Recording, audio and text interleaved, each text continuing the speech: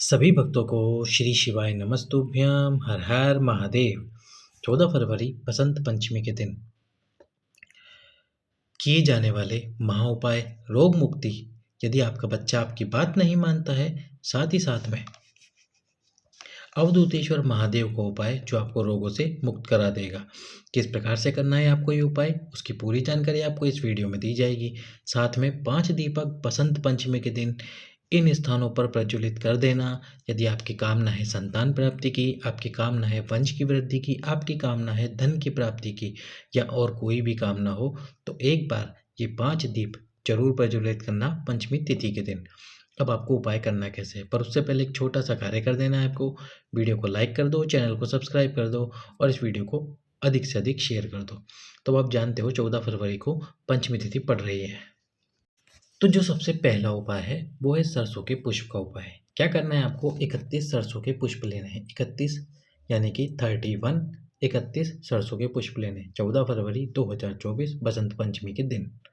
यदि आपका बच्चा पढ़ता लिखता नहीं है, आप जानती हैं कि वो बहुत बुद्धिमान है, लेकिन बस उसका ध्यान नहीं लग रहा है पढ़ाई में, बहुत बुद्धिमान होने के बाद भी वो उस प्रकार का आउटकम नहीं दे पा रहा है, उस प्रकार का परिणाम नहीं दे पा रहा जिसकी आपकी उम्मीद है, तो फिर आपको क्या करना है, 31 पुष्प लेने।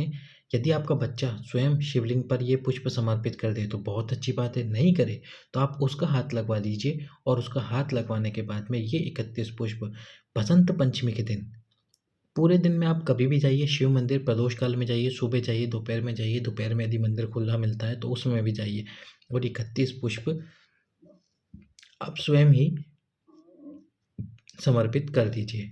यदि बच्चे से समर्पित करवाएंगे तो भी अच्छा है, यदि वो ना करे तो आप उसका हाथ लगवा कर 31 पुष्प शिवलिंग पर समर्पित कर दीजिए। अब यही सरसों के पुष्प 108 पुष्प आपको लेने हैं। कितने लेने हैं? कुल 108 पुष्प लेने हैं। ये 108 पुष्प लेने के बाद में आपको क्या करना होगा, इन 108 पुष्पों को लेकर यदि आपका रोग जो कि बहुत भारी रोग है, समाप्त नहीं हो रहा, कैंसर जैसी समस्या है समाप्त नहीं हो रही, या माताओं बहनों का पीरियड या रजस्वला धर्म से संबंधित कोई भी रोग जो भी हो, उसको आपको समाप्त करना है, तो करना क्या होगा, 108 पुष्प ले लेना अवधूतेश्वर महादेव के नाम से।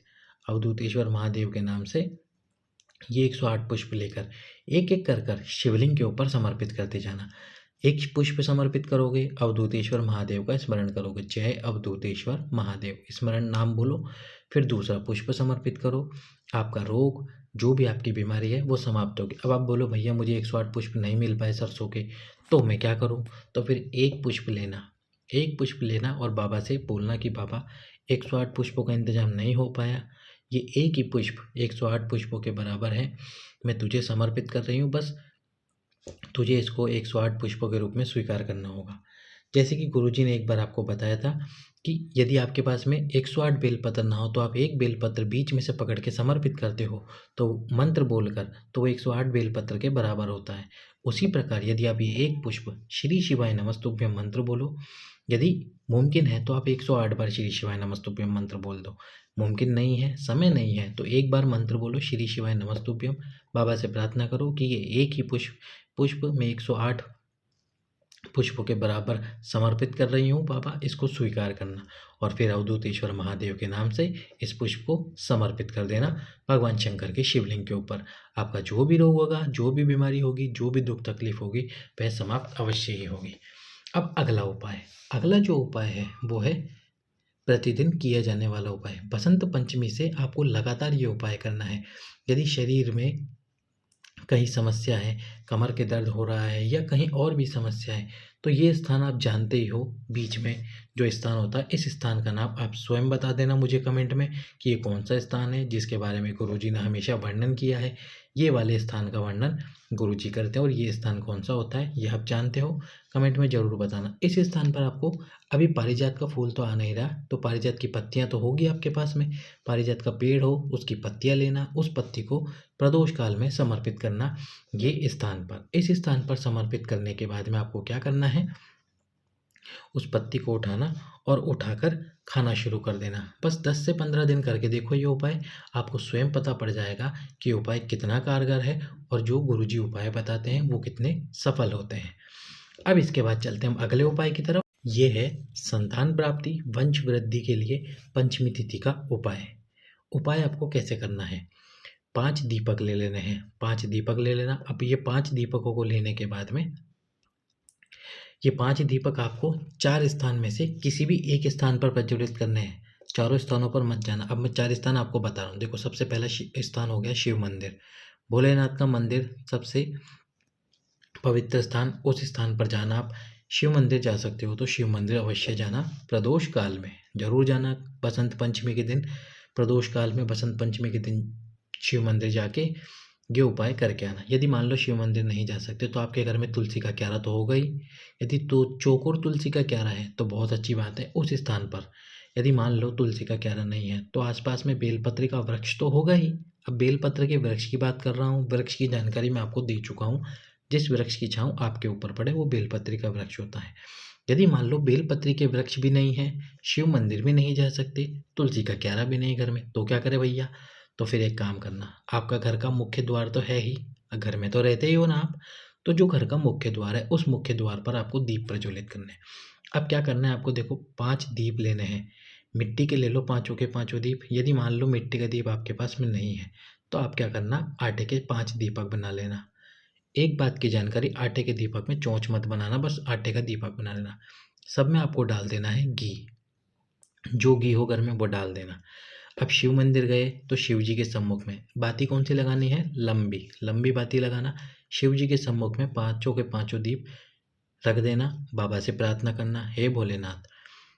यदि मान लो कि आप धन प्राप्ति के लिए कर रहे हो तो बाबा से प्रार्थना करना, हे भोलेनाथ, कर्जा बहुत बढ़ता जा रहा है, मेरे पास धन नहीं है, मुझे धन की प्राप्ति कराओ। वंश वृद्धि के लिए कर रहे हो तो वंश वृद्धि की प्रार्थना करना बाबा से, और संतान प्राप्ति की। एक एक दीप प्रज्वलित करके जाना शिव जी के सम्मुख में प्रज्वलित करना। ऐसा नहीं दीप प्रज्वलित करके शिवलिंग के ऊपर रख दो, ऐसा कभी मत करना। यदि ऐसा करते हो तो आपको इस बात का पाप लगेगा, इस बात का विशेष ध्यान रखना। उसके बाद में आपको पाँचों के पाँचों दीप प्रज्वलित कर देना है शिव मंदिर में। अब शिव मंदिर में नहीं गए आप तो तुलसी के क्यारे के पास कर देना। अब आप बोलोगे भैया तुलसी के क्यारे के पास तो गोल बाती का दीप जलाते हैं, तो जब हमारी विशेष मनोकामना होती है ना तो हम तुलसी के क्यारे के पास लंबी बाती का दीपक भी जलाते हैं। अब तुलसी के क्यारे के पास ना हो तो बेलपत्री के वृक्ष के पास प्रज्वलित कर देना, बेलपत्री के वृक्ष के नीचे प्रज्वलित कर देना। यदि मान लो ये तीनों स्थान में से आप कहीं भी नहीं जला पाए, फिर आपको क्या करना है, तो सबसे पहले जो आपका घर का मंदिर है, मंदिर तो है ही आपके घर के अंदर, उस मंदिर के सम्मुख में यानी उस मंदिर के सामने ही आपको नीचे ज़मीन पर ये 5 दीप रखने हैं। अब ये 5 दीप रखने के बाद में आपको क्या करना है, 5 दीप रख दिया आपने, पाँचों दीपों को प्रज्वलित करना। 5 दीपों को रखना और पाँचों दीपों को प्रज्वलित करना। अब प्रज्वलित करते समय क्या करना है आपको, भगवान शंकर, माता पार्वती, शंकर जी के 13 बच्चे, गणेश जी, कार्तिकेय जी, जया, विषहरा, शामले वाली, दोतली और देव, और अशोक सुंदरी माता, इनका स्मरण करना। स्मरण करने के बाद में दीपक प्रज्वलित करना।